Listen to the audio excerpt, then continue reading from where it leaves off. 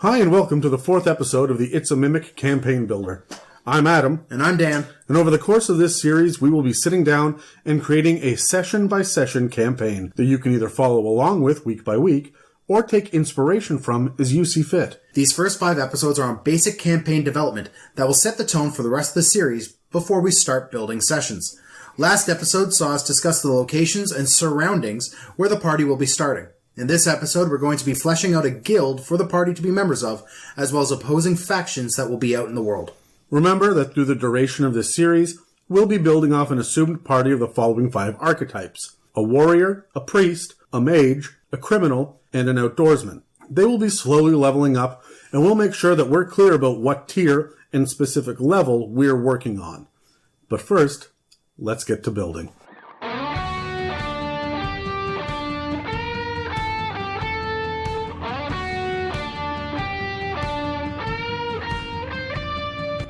So it may seem a little strange to some people that we're really digging our teeth into this concept of a guild right off the bat. Yeah. This may seem a little strange because a lot of different D&D groups don't deal with guilds. We decided to go with a guild structure for a couple of reasons. First and foremost, it's important that there's some common ground and that there are some clear goals right off the beginning because we're going to hit the ground running in this campaign. Yeah, I mean, you want to have a way for your party to all come together really easily, just to start things off. It really sucks if you have one session of your D&D campaign devoted to the party coming together and working out their differences when they have nothing in common. This at least gives them something in common. Yeah, and we don't have to worry about right now what the common goals are as we're building this, because we're not even going to know who these players or characters are until long after this campaign is written. So because we are doing this podcast ahead of time with a theoretical campaign and a theoretical party, we don't have a obvious storm herald barbarian and a light cleric, and we don't know what we're dealing with. We don't have the specifics down in front of us. So what we do have, and this is when you plan as a DM, you don't know necessarily what the players are going to bring to the table. So you should keep it open, and having a common theme and a common goal from the beginning is very useful. The other thing about starting off with a guild is that you, right off the bat, have an NPC or multiple reasons. You can have a call to action, a quest giver, that they will automatically give a crap about, because you don't want to just pull off of, oh, your parents are dead, or whatever crazy edgelord backstory that they're going to come up with. You know they're going to get in a bar fight in session 1. Oh, yeah. You know they're going to narrow their eyes at each other in session 1. You know the bard is going to try to pick up a bartender in session 1. That's going to happen. We don't need to go over that. Let's just skip it and say, hey, look at this really cool guild, and give you guys another option besides 4 strangers meeting in a tavern. Yeah. But there's a lot more out there than just guilds. Oh, absolutely. Dan, there are a number of different factions beyond guilds that you can get into. Do you want to go through a list of them? Sure. I mean, you could have a crew of a ship, a religious order, and then you could go on the other side of the coin of the religious order and have a full-on cult. You could have a militia, or maybe just a battalion. So the difference, for those of you who don't know, a militia is untrained troops. Yeah. Like kind of the villagers of the countryside pick up arms, whether it's an ancestral heirloom sword, like the family sword, or just a pitchfork and torches. Yeah. But they're going off to war, whereas a battalion is a trained military force. Yeah. Exactly. Yeah. You can have your city council, which is just your higher-ups in the town, have a little bit more political bent to that faction. Or you could be employees of a shop, right? Or a tavern, whatever it is, right? Yeah. Like a business where you guys are all bound together. I mean, that's what my Tuesday group is. They started off with a shared backstory of they were all employees of a tavern, of an inn. That's cool. Which burned to the ground. Oh, good. And the motherly matron that brought them all in because they're ex-cons was murdered. And because they're ex-cons, they're on the run because they're the number 1 suspects. Now, they know they didn't do it, but it's an evil campaign, and they're on the run right from the very beginning because they were employees together. Yeah, that's awesome. You can have, if maybe they got captured or whatnot, you have the factions like a gladiatorial team, or just even the camaraderie of just being gladiators. But on the other hand of that coin, you have prisoners. people who are stuck in a jail cell together, right? That one's really common. I see that a lot in D&D. And then kind of the most common inciting thing, the inciting faction is victim. You are the victim of some sort of disaster or an attack or something that is going to bring your party together as a faction. This makes a lot of sense for things like if everyone in the party is an elf, or everyone in the party is a cleric, or whatever it is. If there's a real strong aquatic theme, then there can be some world event that brought them there as refugees. And it's not just, the idea of refugees means there's a disaster that pushed them out, as opposed to there could be something that pulls them in, like a festival or something as well. And they're just traveling merchants, or they're curious about seeing it. Like, there are all sorts of reasons to bring people together. Yep. There are lots of different factions, but there's a million kinds of guilds too. So let me just list off a few of them. I'm going to kind of hit the highlights. Yeah, for sure. So there are Adventurers Guilds.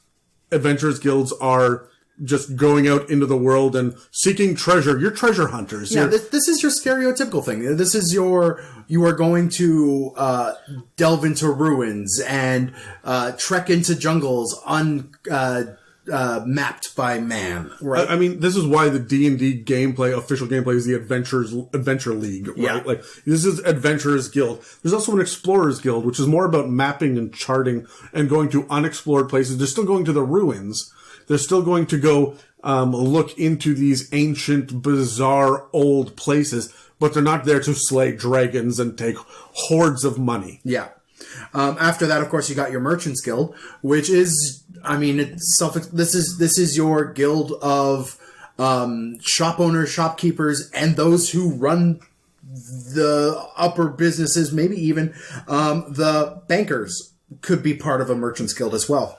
Yeah, these are also the people that are on the trade routes. These are your traveling merchants as well that can be part of guilds. And there's more than just that in a Merchants Guild, because you've got employees, you've got bouncers, you've got hired muscle that is going to escort the merchants, perhaps. So there's a lot that can go into a Merchants Guild. Merchants are not just shopkeepers. They can be bakers. They can be butchers.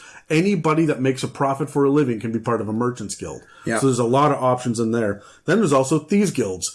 Thieves Guilds and Assassins Guilds really go hand in hand as being kind of criminal underbelly kind of situation. We latch on to Thieves and Assassins because that's what's listed under the Rogue section. Yeah. But there's a lot of mafia, organized crime kind of stuff that you could get into there. And just as personal feeling of me, like Thieves Guilds are there to steal, to pilfer, maybe to sabotage, but they're not there as hired killers.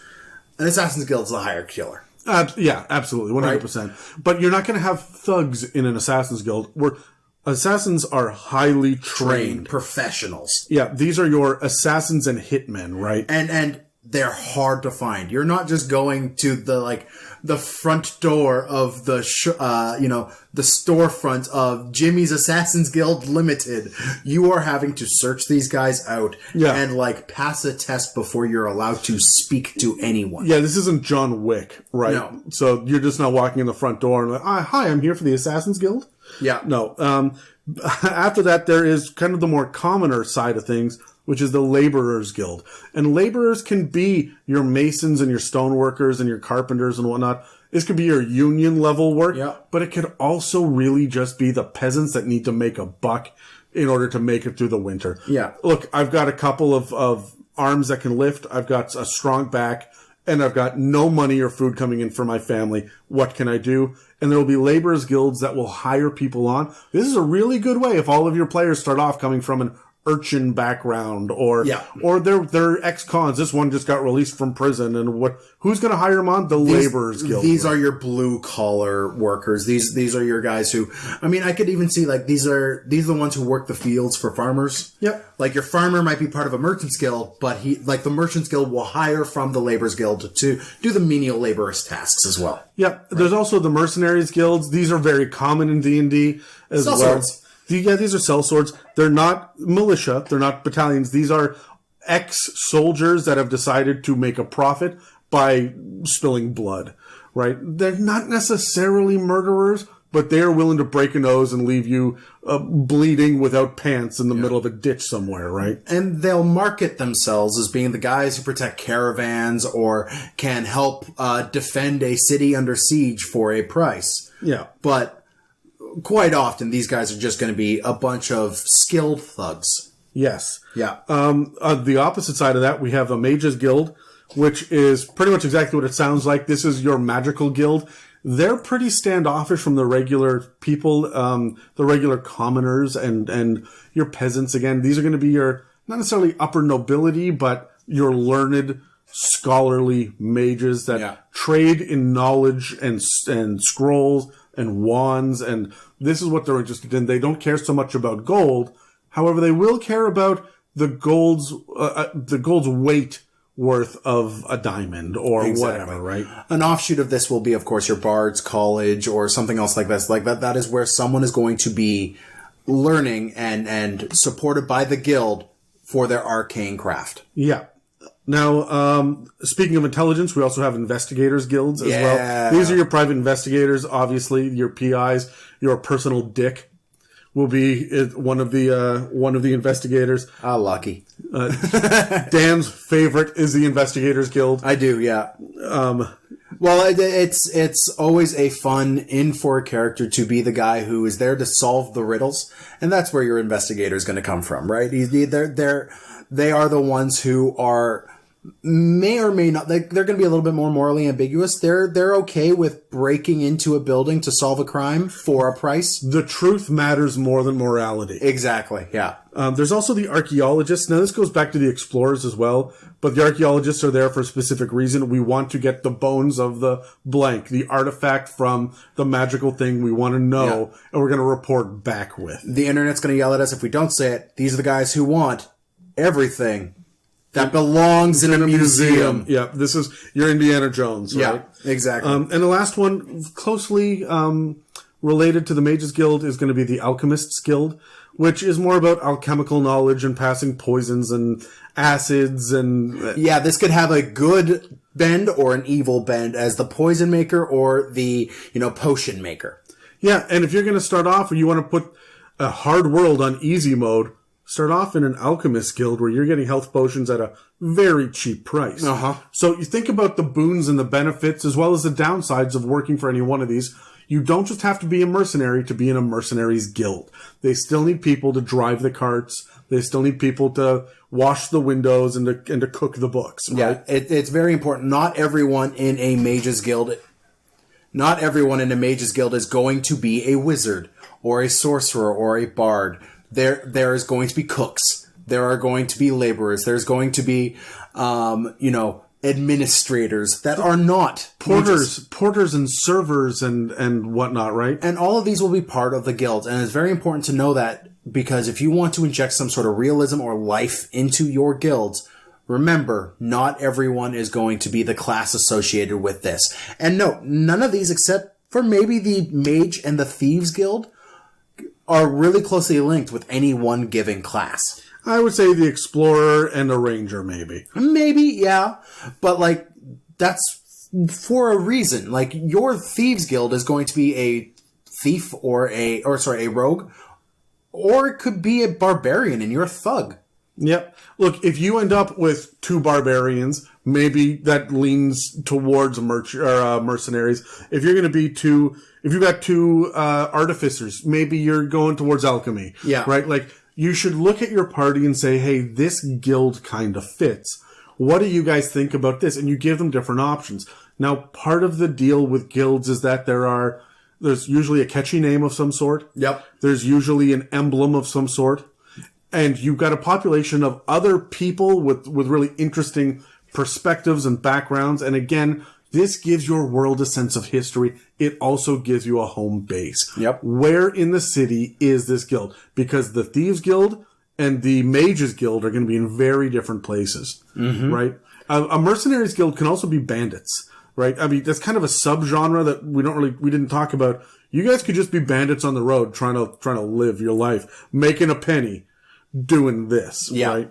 I mean, this list is... It's not comprehensive. It's long, but it's not comprehensive. Right? There are going to be other guilds that kind of either fit within this or are outside of it that we haven't mentioned, right? It's all a matter of looking at your party, seeing what the balance is, giving them a guild that kind of fits their balance or can bring them all together. But at the same time, looking at the opposite side of that coin and giving an opposing guild. Because if you're going to have a corporation, you need an anti-corporation. Right. So drop us a line at info@itsamimic.com and tell us about the interesting guilds or factions that you've been a part of or that you've seen in your games, maybe either as a DM or as a player, something that you thought would be really cool and you didn't get to explore, or something that you played for years, whatever it is. We want to know what kind of batshit crazy guilds and factions and organizations that you have been a part of. So, now that we've talked about what the guilds and the factions are, let's talk for a second about what our guild is and why we chose it. And the very first thing that we wanted to start off with is the fact that we want to have some magic items. We said that it's a high magic world, but magic is not easily accessible. So how do we get magic items into the hands of our players, especially at low levels when they're just in a guild? Yeah. So we decided to go with a Merchants Guild because that really kind of fits that. Mm-hmm. And it opened up a lot of options about who could be involved with it as well. And we decided to go with with one that Dan came up with, which is the Black Ink Union. Yeah, this Merchants Guild is all about staying in the black, so they're the Black Ink Union. It was a really cool little turn of phrase, and it's something you need with every guild. You need something that is memorable, that the party can instantly recall to bring back. Yep. So their emblem that we came up with is going to be like a inkwell and then a quill. Yeah. And it's going to be very simple. It's going to be white on a black background. And it doesn't need to be any more than that. No.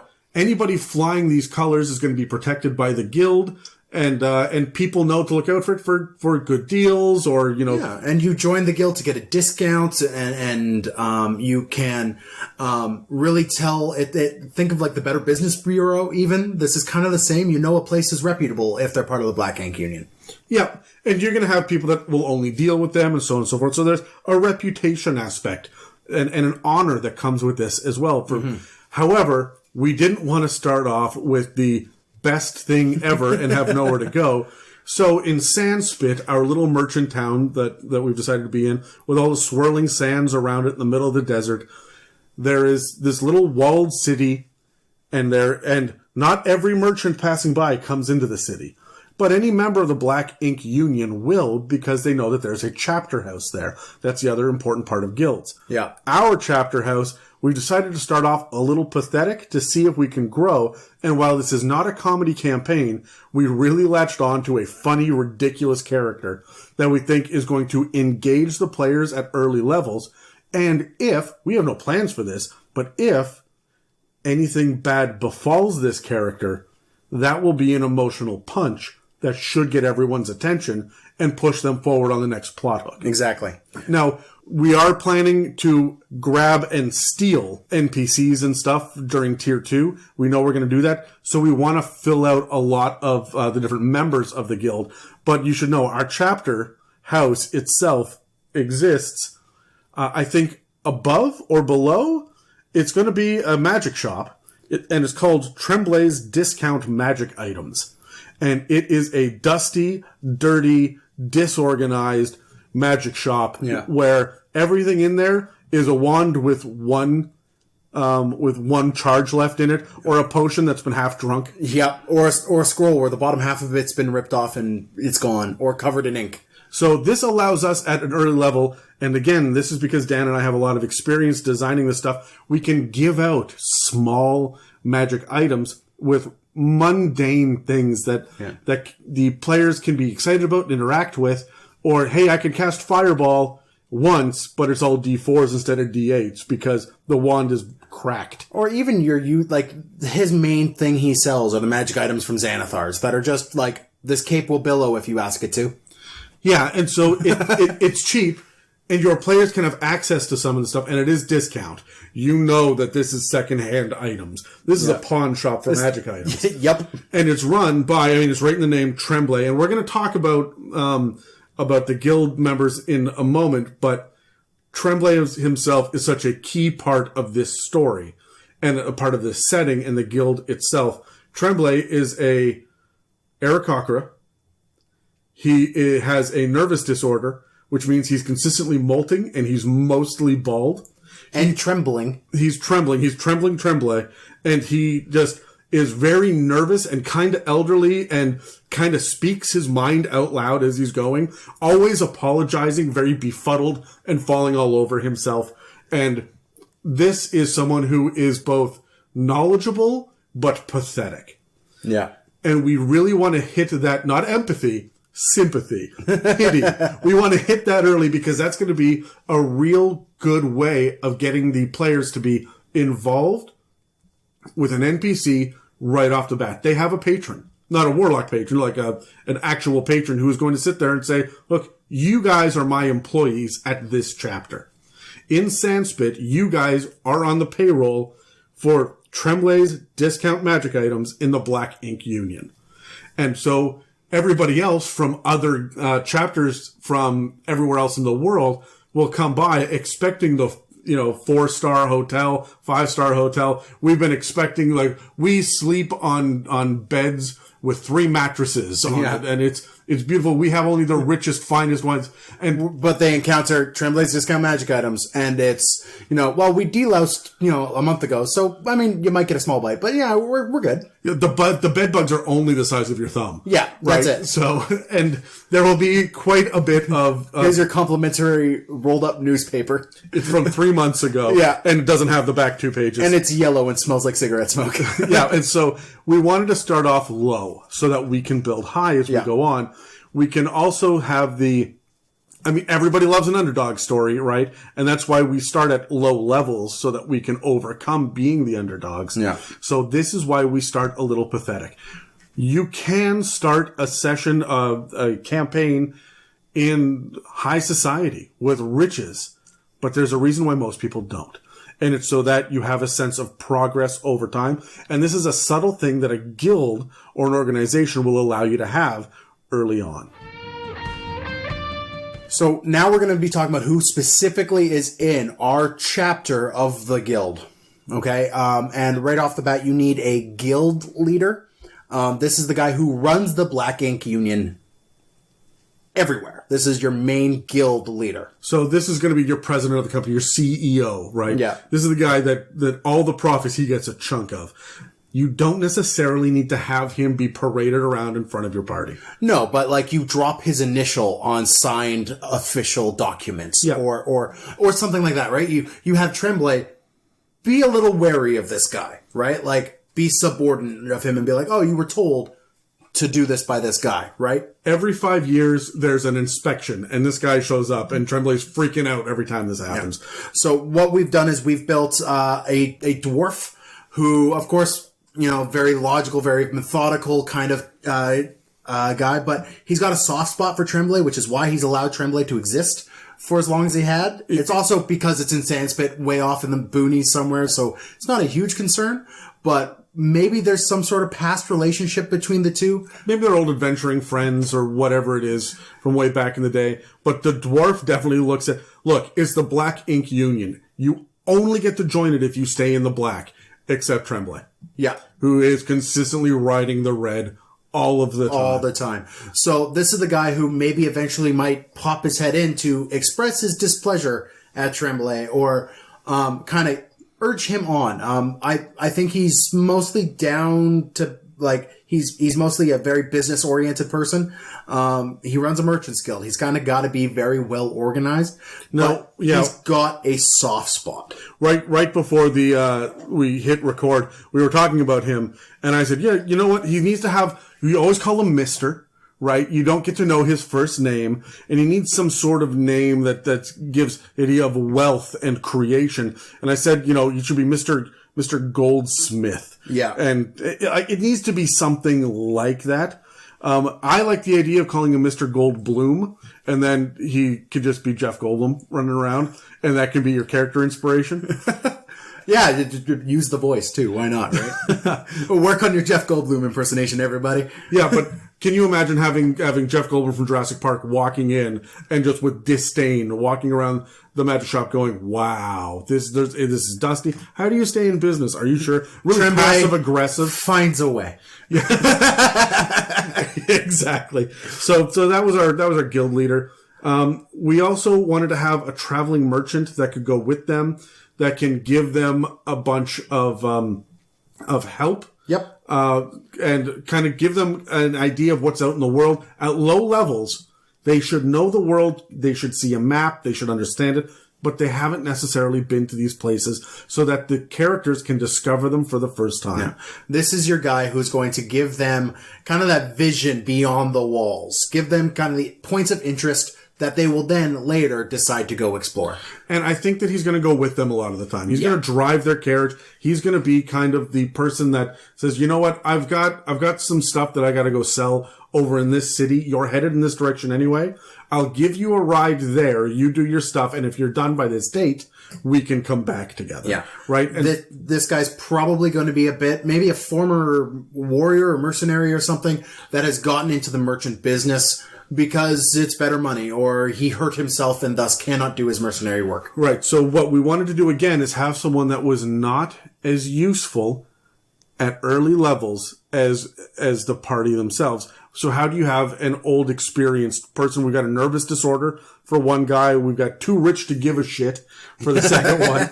And then for our third one, he's missing an arm. His name is Strickland. He's a human. He was an old fighter. And he's missing his arm from the shoulder down. And he's just gray and wrinkled and creased and, like, weathered. Because this guy is out traveling the desert. And he's competent enough to know his way and survive. But he definitely needs help to traverse these long distances. Right. So then we got sitting down. We were thinking about how does this guy travel by himself with only one arm? How does he make it work? So he's got a level in Arcane Trickster. And he has an invisible mage hand that he can use to do all of the stuff. He just doesn't let anybody know. And the members of the party will know this right off the bat that he has this little secret. They can watch him roll some tobacco papers or fill up a pipe and smoke it with the invisible mage hand.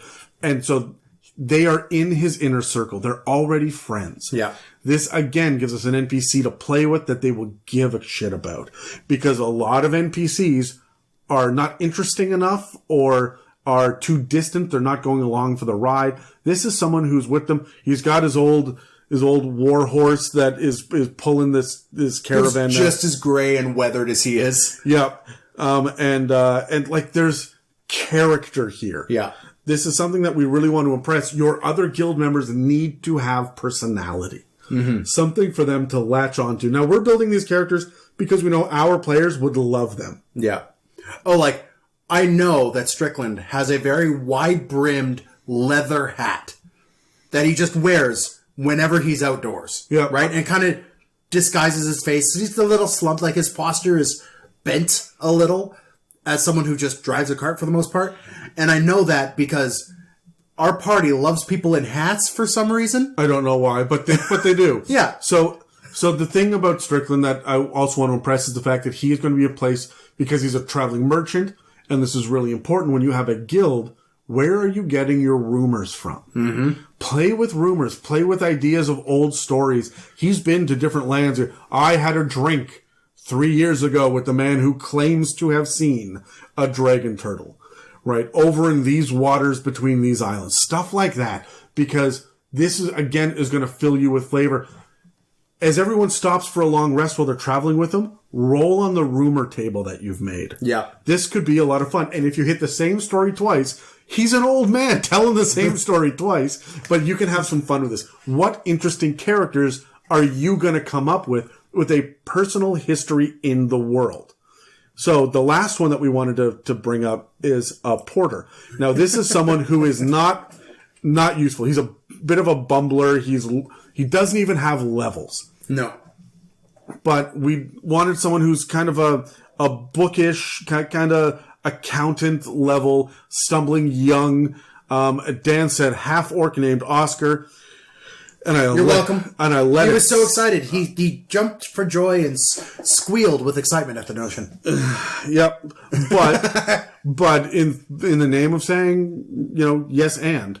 Absolutely. He will be a half-orc named Oscar with his hair slicked down and kind of like thick-rimmed glasses. He's still a half-orc. He's got big-ass muscles. Everyone assumes, hey, you're the half-orc. Go lift that. And he goes, actually, and he's not the Oscar that Dan has played repeatedly. That everyone expects of the big burly barbarian. Like, he's got a bit of an accountant feel to him. Yeah, but like not even a successful accountant. No, like a bad accountant. He's Trembley's accountant, right? And part of the reason that they're in the red is because of this guy.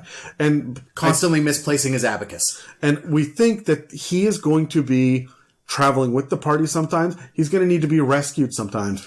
He's going to need to be... you need to explain things to him, because this is going to be the guy that sends a message over here or carries your bags or whatever it is. When you don't have a bag of holding yet, you need a minion. A minion, a porter, a gopher, right? You need someone... squire. And so that's what this is going to be. And we've decided that maybe we're going to have him be potentially a double agent, where he's working for another guild, but we're not sure which yet. Maybe he's tempted to in the future, and the party can talk him out of it. If they're not interested in him and they just abuse him, he'll double cross them. So depending on how the party interacts with Oscar, that will determine what he turns into. But it's going to start off as a little bookish nerd. Yeah. And I mean, you could always then do the flip of, okay, he takes off the glasses, his posture straightens, and now he's the deep and imposing Oscar that everyone was expecting. But you downplay this right from the beginning so that change, like we said in previous episodes, contrast is interesting. Have that, right? The most memorable NPCs I've ever encountered are the ones who have double-crossed me after they were either friends or enemies that have then joined my side, right? Yeah, they're the ones you remember. Yeah. So just as a recap on who to add, because you're going to have different things if you are on a pirate crew, or if you're going to be in a mafia or a cult or a laborers guild, whatever it is. Here's how Dan and I really sat down to build this. We took 2 NPCs that have higher status and are quest givers, and 2 NPCs that are helpers with lower status. So we've got Trembley, who's the chapter leader, and this dwarf who, Mr. Goldsmith, I guess. Mr. Goldsmith, yeah. Who's going to be the guild leader, the owner of the guild. And the higher the status, the less you deal with them. Yeah. And then the lower status is Strickland, the one-arm, driver, and this little accountant that's just bad at his job, Oscar. And so as we... And I think Oscar needs to have some last name like Battleborn or something too. That's just in pure contrast to who he is naturally, right? And it can be a source of embarrassment, and you can emasculate him in front of others, because that will give sympathy to his character, right? Again, pity and sympathy. And like even Strickland is kind of like there's a lot of pity going in this way, even though Strickland's a guy who you want the party to love. Like, even he's like, I can't lift that. Please lift that for me. Right? And so your party will want to help. They will want to love these characters. And it gives you something to attach to beyond, your long lost lover, your wife that died, your whatever it is, right? When you are building a campaign, and we don't know who these characters are yet. So we're building generic NPCs for the party to interact with. I highly recommend that you do as well, and a great place to start is in a guild. Yeah. Because if you just start in a roadside tavern and you fill it full of NPCs that you know and love, they're not going to interact with 90% of them. Yeah. And I mean, you're going to be, of course, going further into depth with this after the group has kind of decided, this is where we want to go as a campaign, right? Like we've mentioned in the previous episodes that this is kind of stuff you're building before you pitch it. This details we're bringing in here are stuff you kind of want to, like the specific NPCs you want to build before and then fill out and build out that skeleton later after the party's accepted. That this is what we're doing as a campaign. Yeah, you will know, for example, that your chapter leader is a nervous Aarakocra. You can pitch that. You know that there's a one-armed horse driver as well. Yeah. Right? You may not know the details of them. You don't know about the invisible hand or the molting of Trembley or whatnot. Yeah. These are things that we've fleshed out because we've had a week to kind of brainstorm on them. But you will have time as well to just jot down little notes here and there before you pitch it. Really be open, have 1,000 different ideas, Because if they show up with an Aarakocra, a half-orc, a dwarf, and a human, well, shit, that's your party. Yep. You need to change the races of all of these. You'll notice another thing that you know what? No, I don't like this. We don't have a female character here. Therefore, the dwarf, the leader, the CEO is going to be Mrs. Blacksmith. Yep. Or Goldsmith. Mrs. Goldsmith, right? Let's flip it on its head a little bit. We've also decided to go older and younger with Strickland and Oscar, right? And so we are trying to give contrast and options and keep our ability to think on our feet as open as possible. So once you have your guild, they're not going to have a monopoly on everything. They're not going to have a full control on the entire culture and economy of the region. You need other guilds to either oppose, balance, or even support your main guild. Okay? But that's a lot of complication right off the bat. But that's a lot of complication off the bat. So I would recommend, if you are building a series of guilds, have an idea in the back of your head what other types of guilds you want, but have a little bit more depth to the direct opposition guild. Yeah. Now, the way that you figure this out normally is to have the one that you're dealing with in your own city, and a basic idea of maybe one or two big bad guilds as well. They can be radically, they don't have to be evil, capital E. They're just in opposition. They just want to take your money. They want to see you fail. They're going to distrust anyone from your guild. You will distrust anyone from theirs. Yeah, it's just going to be basic bad blood between people. Yep. The same way that there's that person at work that you just don't freaking like. Now, again, start with one in your hometown. And this is just something to throw at your players before you really start fleshing out everything else. Now, Dan and I were sitting here, we were talking it out, and we came up with a few ideas that we really liked, and we figured that we went north, south, east, and west with the previous episode, so we were just going to plunk a guild center in each one of those locations, as well as one in our town, as a very direct competitor to Trembley's discount magic items. Yeah, and the Black Ink Union. So let's roll dice. Yeah, let's roll dice to see which ones we want to reveal in what order. Sure. That's a 15 for me. What'd I get? Got a 13. Well, you're up first, Dan. Up to the north, we'll hit that location first, and we have the Hunters Guild, which is the Full Quiver Society. These are basically think trophy hunters.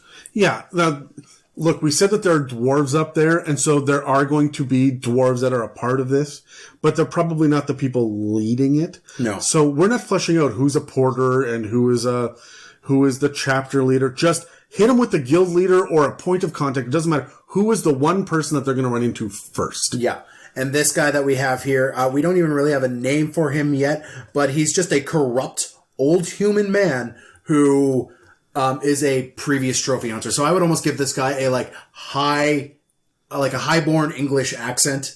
If you have something snooty and through the nose. In my head, he's the hunter dad from Jumanji. Yeah, his name's Winthrop. Yeah, something like that. Yeah, right. And he's got a monocle, and he just talks down his nose at you. And he just is greasy, like that level of he's like a politician. He's just. And all he wants, his goal in life is to have the best trophy room. Right? You don't really need to give him more than that, other than Trembley has probably been, taking magic items from him, or... We don't even need to have a reason. We just need to know he's there, so that when they show up, whatever they're doing when they go north, they can run into this opposing guild. And at that point, you could come up with a reason why they are an opposing guild to the Black Egg Union.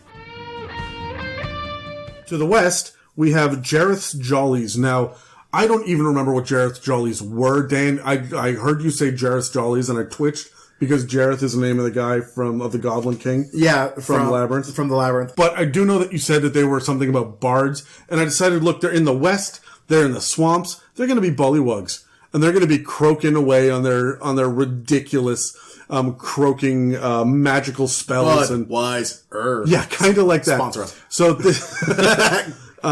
So, these are the kind of, it's more comedic because remember, we've got some real danger in the swamp. We've got hags running around. We've got nasty swamp elves. So we actually have these bullywugs. Jareth is going to be the chief of the bullywugs, the one that's the king. What he probably calls himself emperor, right? And he's going to run this whole thing, and he's got the best voice in the world, but it's actually terrible.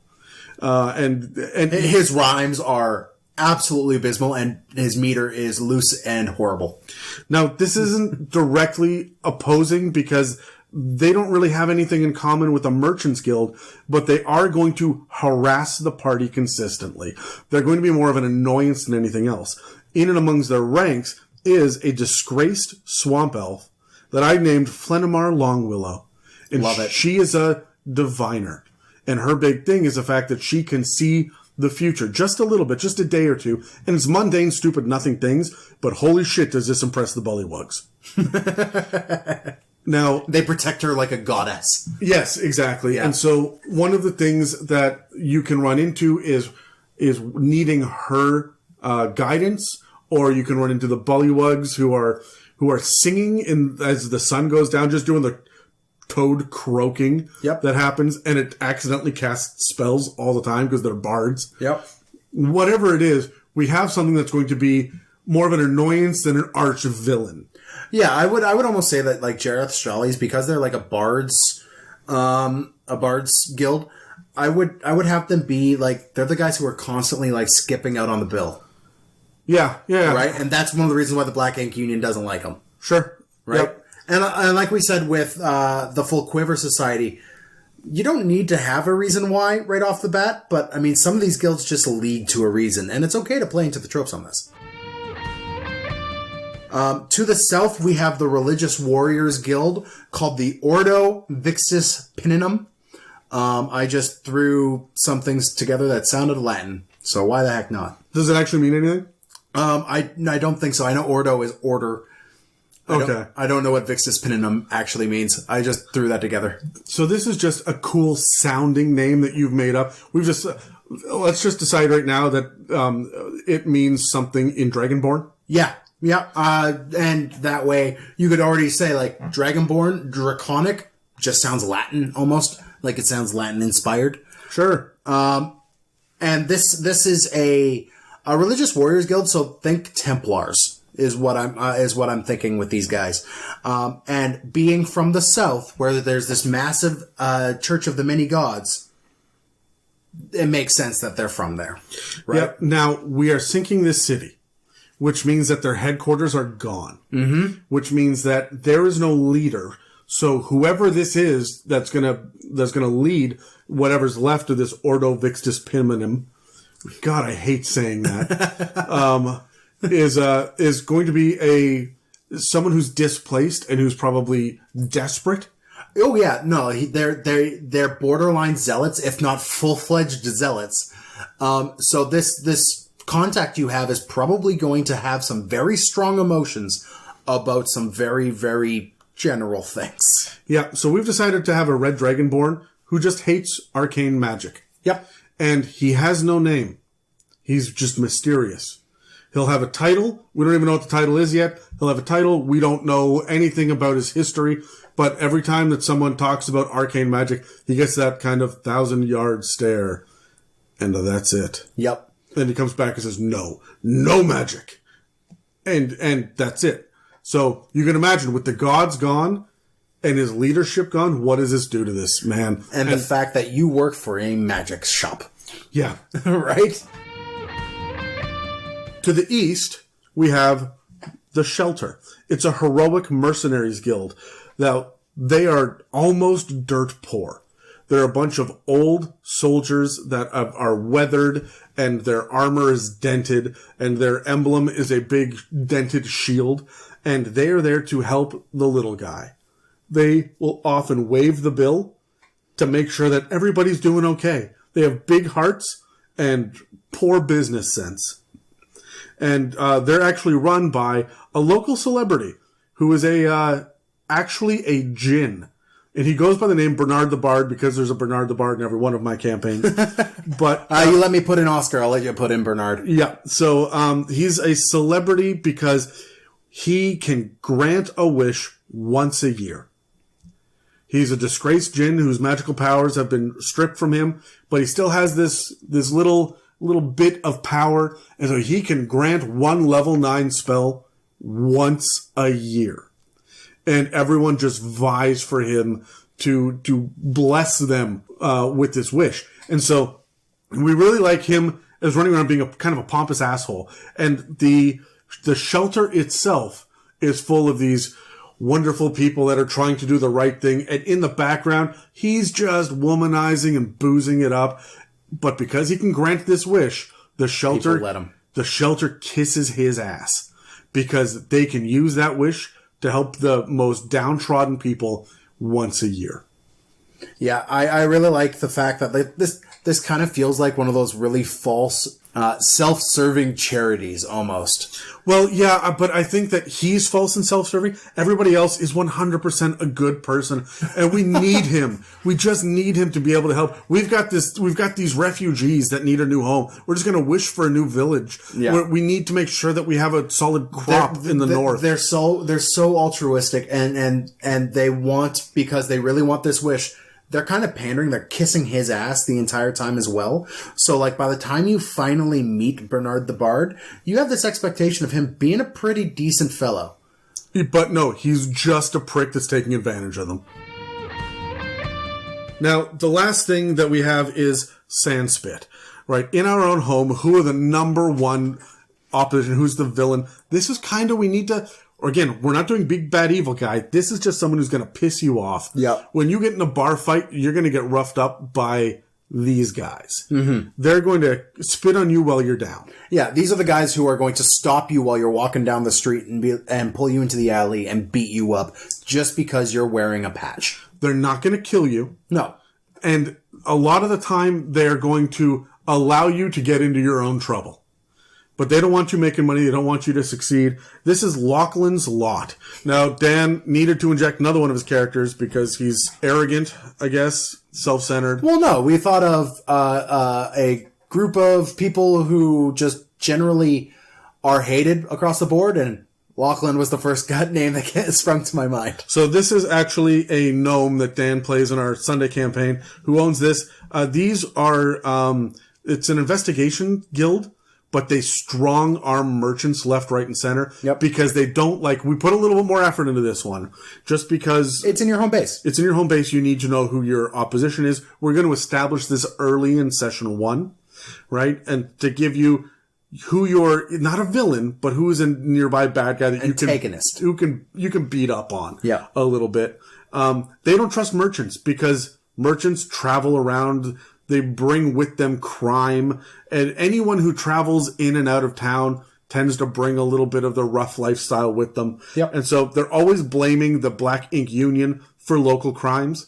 And anytime that there's someone from the Black Ink Union that comes into town, Lachlan's lot wants to get in their face and rough them up a bit and let them know that, hey, you're not welcome here. And they're not the police. They're not the town guard, but they think they are. Yep. They have a kind of holier-than-thou attitude as they go, like, we are better than you in every way, and we want you to understand this. Yep. Now, Lachlan himself is not a bad character. He's not a bad guy, so we didn't want to really put him in that position because Dan's all sentimental and shit. So we grabbed an uncle. He doesn't have a name yet. He's a squirrely-haired old gnome who just is disappointed in the way that things are going with Lachlan. He's the reason why it's so rough and tumble.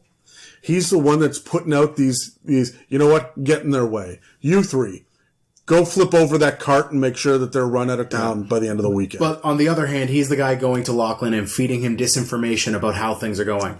Yeah, and so this gives you someone locally that for the first 8 or 9 levels, we can just run into every time we're back in Sandspit. We can fight up against this guy. Yep. He's not tied to the overall plot. This is a subplot that we're using. Now, remember, we talked about there being a secondary plot in episode 1. You want your main overarching the gods are missing. And number 2 is guild warfare. That's where this is coming in. Yep. as we continue to flesh this out, it feels like we're leaving the guilds further and further behind. However, this guy and Lachlan's Lot, they're going to be front and center in this subplot, and it should be resolved by level 10. So this is going to be a major issue because the party is going to be heading down into the Underdark by level 11, right? And the guilds are going to be, I mean, they're not going to be pointless. But there will be other guilds that are down in there as well. You may run into members of Lachlan's Lot down in the Underdark who saw you and are willing to sell you out to the Durgar for a price, whatever it is. These guys are going to be meddlesome, second row bad guys the entire time. And it's going to come to the point where your players, your lawful good paladin, is just going to wish that he could crush the freaking gnome's skull with his bare fucking hands. Yeah. And oh my god, and this is the kind of thing that we want. Whereas our own guild created sympathy and pity, the opposing guilds frustration and anger and annoyance with Jareth's jollies. So you see, we're building these based on emotional reactions that we would like to elicit from the party members. And again, we don't know who that is yet. We don't even have players lined up. We don't know what their fears and insecurities are and pet peeves, and we just don't know. So we're leaving it wide open, and we suggest that you do the same when you start to build these as well. If you have a character or a player who builds an elf, it's going to make a hell of a lot of sense for you to have a drow in the opposing guild. Yeah. Right? And so stop and think about what you can do, whereas all of the other ones got kind of one characteristic about them. This one specifically has a relationship between the owner and the chapter leader. Yeah. So there are two aspects to a session 0, and we covered one of, making sure you're not covering subject matter that people are going to be opposed to. Yeah. And pitching your own ideas. But there's also character creation. Once your party has accepted that this is the campaign we want to do, everyone's going to sit down and roll characters, right? And whatever process you do, that's fine. But you as a DM, this is a great opportunity for you. While everyone's kind of tossing around the ideas, maybe the guy who's been playing a cleric for the past 6 months really wants to play a barbarian now. You're making little notes of what your players are, because of course you are your DM. That's one thing you should do. But also, what is antithetical to the character they're building? Right? Yeah, when they say, hey, I really want to play a bard, but I don't want to sing. Singing bards annoy me. Oh, shit, I'm going to give you a mirror image of yourself. Your dwarven bard is going to have a Durgar bard that just sings better than you. Yeah. Right? And that kind of... like operatic. Yeah. And you don't have to put them all in the same guild. No. That's a little on the nose, frankly. But... Or even in the same town. You just are making these notes to fill these out and have one of these nemesis type characters in each of the guilds or one in the guild to the north, a different one in the guild to the east. This is your opportunity to kind of flesh these out and start fleshing these out even during your session 0. If you don't know yet quite exactly who your players are going to be, who the characters are going to be, but you want to get into the character creation a little bit more, build guilds. Put the people in there, because having this gnome character, this uncle, hate Trembley, and your players love Trembley, that's going to give them something to really fight against. Exactly. Right? And so, again, conflict and contrast are interesting, and we should try to inject that into every single session and every decision that we make as we're prepping a campaign. What conflict can we find from this? It's very easy to say, look, I've got 3 wood elves in my party, so there's going to be a forest nearby. Where they come from? But that's not conflict. No. It's very easy to say, oh, the farmstead where you come from is full of your 12 brothers and sisters, both of your parents and all your grandparents are still alive. It's fantastic over there and everybody's very happy. Then why are you here? Yeah, right. And so you don't need to have the tragic edgelord backstory, but you don't necessarily need to attack player or character history. Please don't attack your player's history. But you don't have to attack your character's history. You can attack an NPC's history. Yeah. Someone that they care about. And look around and say, what can I build with guilds? What can I build with factions? And what can I build with NPCs? And that's how Dan and I approach this right from the beginning, is not only what is interesting to us, because you can listen after the episode, you're going to hear us toss a whole bunch of ideas for both guilds and NPCs back and forth. And you'll see that we kind of merged a couple of them as well. Oh, yeah. But you can sit there and do that, but then you say, what is going to serve this purpose the best? And so having a private investigation guild trying to find out why the sinkhole appeared is going to be directly in opposition. I mean, that's parallel to what your players are going to want to do, right? And so they're going to have to deal with these guys all the way along. And that's why we didn't choose something like an Assassin's Guild. Why do the Assassins care? They don't. Nope. There's no money in it, so they don't care. But the merchants care because, wait a minute, where did all that treasure and gold? Where did the banks? Yeah, the banks just fell into the Underdark. What does this do to the economy? We need to deal with this right now. And when you have a guild that is so strictly focused at bringing down your guild, and they're also the ones that are investigating all the crimes, now you have some intrigue of there's nothing stopping them from blaming you for everything, and all of the town's guard or policing outfits in the area taking their word for it. And now you are being hunted by town's guard who think you are the bad guy even though you're not. At the very least, your guys have to be interrogated a couple of times now, right? So we've got these interesting things. We know that there's going to be a mismatch of ideas here. When we said to the south, there's this religious warriors guild, with the Red Dragonborn. Well, obviously the city sank. Yep. So he's going to be in the jingling city that we talked about in the last session. There's going to be people out in the world, and you can think about, what are the guilds doing? Why is he there? Was he going to the city? Did he just leave? Is this some sort of idea that he was lucky, or maybe this is his God blessing him, right? But he can't hear his God anymore. What does that mean? Just by adding more aspects to it and fleshing out, without really fleshing out anything, just by determining the basic details of another aspect of your world, and by understanding a little bit of the politics. We haven't had kingdoms, we haven't had mayors, there's no governors here, right? There's no big religious leader or archpriest. We haven't done the big ones. It's just guild level. Yeah. But look at how much we've managed to flesh out our world. What are you going to do in yours?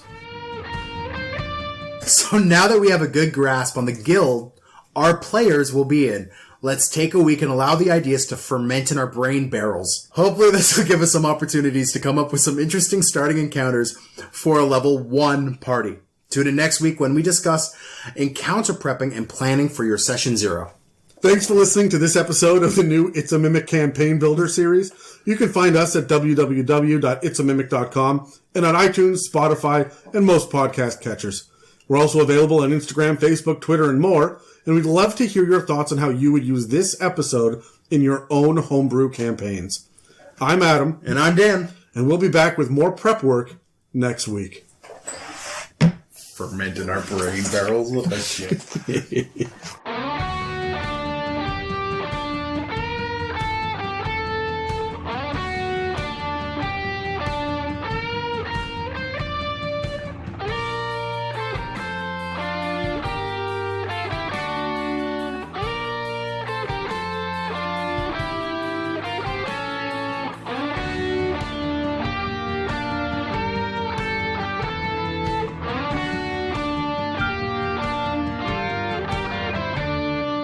So, here's the part where we sit down and say, what are our ideas for the guilds that we potentially want to play with? I want to include the name of the guild and maybe a quick little description, something to flare up a little bit of inspiration. Yeah, sure. Because by the end of this, we're going to choose the one. And this is going to be the one that we're going to really stick with for our own party. And how about we choose a couple of competing guilds? Oh, I like that too. People that they bump up and they run up against. Should we choose one for each landscape that's around? Sure, we can do that. Yeah, let's tie all that together. But let's have one direct enemy in the starting. So we have 2 in the starting and then 1 for each of the external. So we'll come up with 6, but let's pitch our 5 each. I got a 17, and you knocked me to a 7. I got a 13. That was completely by accident. I hit 2 walls on the dice box. Yeah. All right, so what you got, Adam? All right, so the first one that I want to do is your basic Mercenaries Guild. Plate mail wearing ex-knights. These are knights that have been disgraced for whatever reason, like the upper echelon. They're a bunch of Ronin, basically. It's not even that they're just masterless knights. It's they have dishonored. They've broken the chivalric code, and they have broken their tenets. This is probably going to be all oath breakers if you were going to put a subclass to them, right? So these would all be oath breaker paladins that have banded together because war is their only way of life. That's what they know, and they're going to make money at it, and they're looking for where the next fight is going to be, and they want to be in the thick of it for money. Highly trained, highly skilled, and the players are coming in at the base level as the next generation to be trained up to their level. But they know that they have to diversify so they can have a mage and a priest and whatnot as well. Yeah. But it's about combat. They need to bring in a healer to help with the combat. There's always the medic and whatnot. Yeah, there's always a reason, yeah. So, and their name is the Iron Grip, and their emblem is a gauntlet. Like a clenched fist and a gauntlet on a black background. Okay. Glad we're not using the Greyhawk gods, because that is an actual god emblem. Is it? Yeah, for Hextor. I think there's arrows involved as well, but yes. So on mine, I have the Full Quiver Society, which is a Hunters Guild, which is more Adventurers Guild.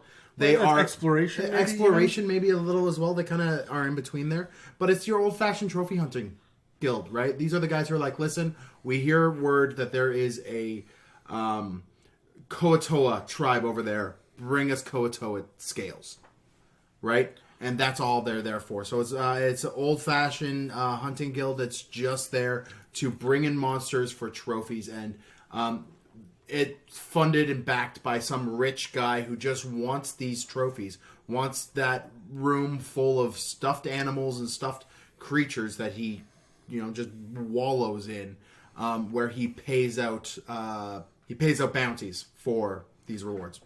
I like that. Do you have an emblem for them? Yeah, no, man. It's literally, it's a full quiver. Why not, right? Full quiver with a little banner at the bottom that's got some Latin or something on it. Cool. No, I like that. All right, so my next one is an Adventurers Guild. Okay? And this one is just simply called the King's Ransom. And is funded by a local monarch. Okay. And the local monarch is just a big fan of lore and stories, and well, apparently there's a lost city somewhere in the swamp. I send my people out to go get it. He is amassing trophies himself, and the Adventurers Guild goes out and is hired by him and is like card-carrying members of the king's own personal guild. And it's called the King's Ransom because... And that would give them access to areas as well that might be shut off to your normal guild. Yeah, exactly. And it's going to be a shock when we don't care. It hits them in the face. So. Yeah. My next is a Mercenary Guild, but with a religious tint to it. It's the Religious Warriors Guild that I call the Ordo Vixtus Priminum. It's to basically proselytize and strike down opponents to their faith. What I would say in our world that we've built, these guys are protecting kind of that Unitarian church idea that we had, where they've selected the gods inside there, and these are the gods that everyone's allowed to worship. Anyone outside of that realm, whether it's Great Old One or some other form of patron, like high-powered devils and stuff. High-powered devils, they are out there on a holy crusade to strike them down, and they're bringing people in to join their cause. Right, so it's got that religious bent. It's ran by some high-end religious character, and honestly, the logo for this is, I don't know, they're Knight Templar, man. Like, it's not hard to just have a blank white tabard with a red simple cross or line or something on there. Oh, sorry. For the King's Ransom, their emblem was just going to be a crown, and then whatever the king's coat of arms is. Cool. Right. Yeah. They're carrying cards. Yep. So, my next one is called Solver's Lot, and it's an Investigators Guild. My favorite thing about Solver's Lot is the fact that most of their cases are just spurned lovers. It's basic, I think he's cheating on me, follow him around kind of scenarios. Or yep, they're my daughter's pregnant and her boyfriend has just disappeared. Find him and drag his ass back. They're Jessica Jones level investigators. Yeah, and that is only the senior members get to do more high profile mysteries, right? And so even your level 1 characters, if we decide that we want to put our players into this guild, into the Solver's Lot, they would do the more high-profile mysteries because they've been around for a long time. They just don't have more power. Mm-hmm. Not yet, right? And the reason that it's called Solver's Lot is because it's an anagram of lost lovers. Oh, cool. Yeah, which is really what they promote themselves as being. They lean in that direction and occasionally stumble upon great intrigue. So cool. I like it. My next is a Mercantile Guild. They are seeking to kind of be the power behind the money in the region. They might, by any means necessary, right? And your party is there to secure trade lines, secure the support and membership of maybe some new businesses that are springing up in the area. And their entire thing is to be above that bottom line. So they're the Black Ink Union. And I like that. Their emblem is just an ink pot with a a quill dipped in it. That's it. Oh yeah, I forgot to do the investigator. The Solver's Lot for me was a magnifying glass with a broken heart in the middle of it. Okay, cool. So my next one is it's a Mercenaries Guild, and it's simply called the Shelter, and its emblem is just a gleaming silver shield. And these are heroes doing heroic deeds, and they're so idealistic that they take on lost causes. No matter what that lost cause is, they're going to be the ones that are going to be with you to the bitter end, no matter what. When you have no other options, you can call these guys. If it is just lost hope and there's nothing else that you can do, these are the guys you call, and they will show up. And they are battle hardened, but they've never strayed from their lawful good morals, and they want to uphold as many laws as possible. But good is more important. Okay, cool. Sorry, hold on. You always say "okay, cool" before I say what the emblem is, and I end up coming in afterwards. So the emblem is this big silver shield, but it's also beaten to hell. It is a used shield, and only ex-military are part of this guild. Cool. Okay, my next one I have here is Jareth's Jollies, which is an Adventurers Guild, but it's got a little bit of a Mages Guild spin on it. And basically what it is, it's helmed by a diviner who is seeking out missions before they become missions, almost. So these things are posted on the board by Jareth himself, who is divining that this person will need our assistance, and sends the people out to solve the problems before they really become problems. He's super proactive then. Super proactive about it. And of course, he is one of those people that thinks if we save people as quick as we can after the problem hits, or we stop the problem, we could get more wealth from them through donations and various things like that. So he's kind of running that kind of thing. He's not the best person in the world. It's kind of a scam. It's kind of a scam. But does he ever save people that don't need saving? Oh, 100%. Yeah. Okay. 100%. The logo for this is a crystal ball with an eyeball in it. Yeah, okay. Yeah. That makes sense. My last one is a Merchants Guild.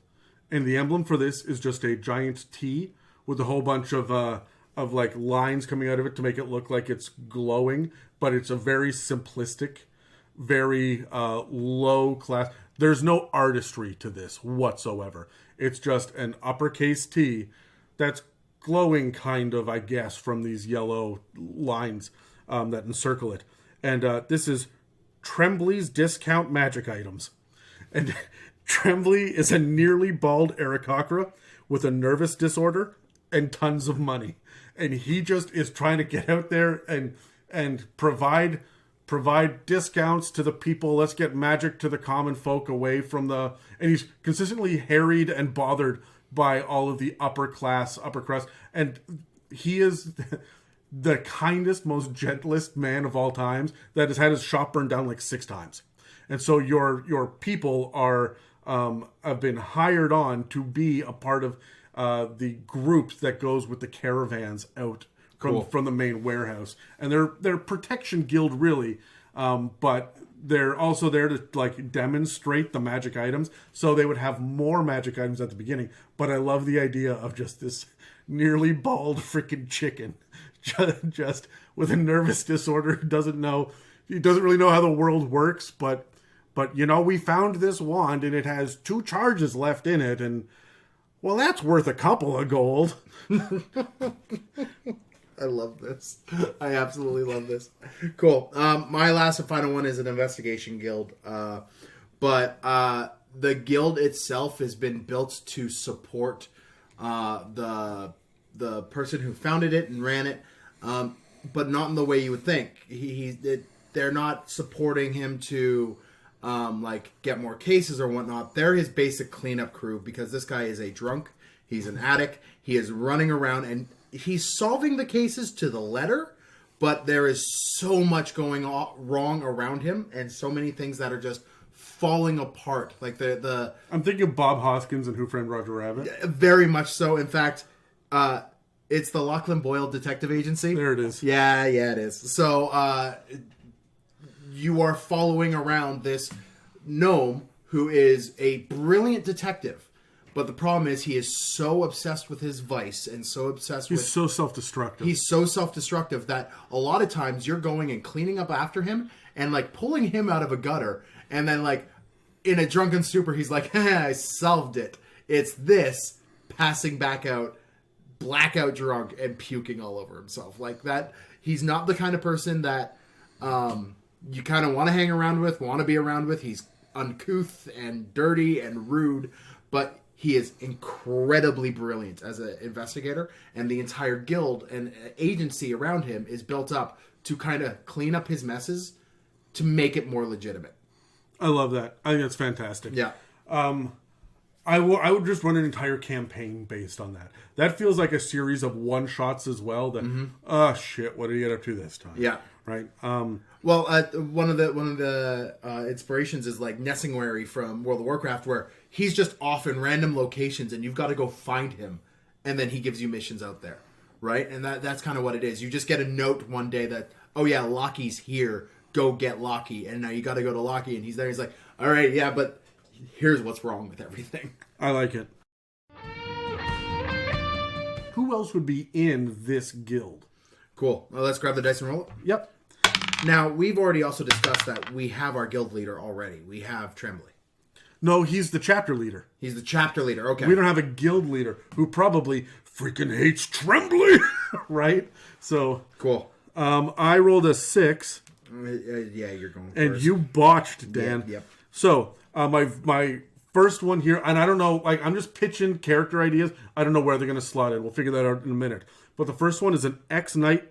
He's a human, and his name is Strickland. He has one arm and shit tons of war stories. Okay, cool. I've got a... I didn't name my guys, so we could come up with that in a minute. But I've got a thin, squirrely-haired, knowledge cleric gnome. And I'm playing this guy like he's Bernie Sanders. Oh my god, okay. Yeah, alright. Knowledge cleric gnome. I'm thinking he's like a librarian or a lore master. Okay. And he's basically sitting there and rallying against Trembley because he's messing something up and he's always so angry about everything. Okay. Yeah. I've got a mage apprentice. His name is Yindle.